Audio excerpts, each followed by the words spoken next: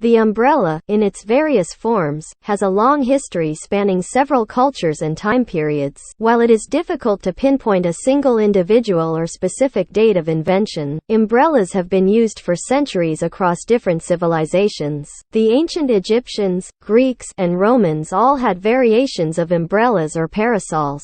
These early umbrellas were typically made of palm leaves, feathers, or fabric attached to a frame, and they were primarily used to provide shade from the sun. One notable advancement in umbrella design occurred in China during the Song dynasty, 960–1279. The Chinese invented the collapsible umbrella, which could be folded and unfolded for easy transportation. This innovation allowed the umbrella to be more practical and portable. In Europe, umbrellas gained popularity in the 16th century. They were initially imported from the East and were considered luxury items. However, it wasn't until the 18th century that the umbrella's design was significantly improved. Jonas Hanway, an English traveler and philanthropist, is often credited with popularizing the umbrella in the Western world. In the mid-18th century, Hanway began using an umbrella as protection against rain and ridicule. His use of the umbrella sparked curiosity and eventually led to its wider acceptance.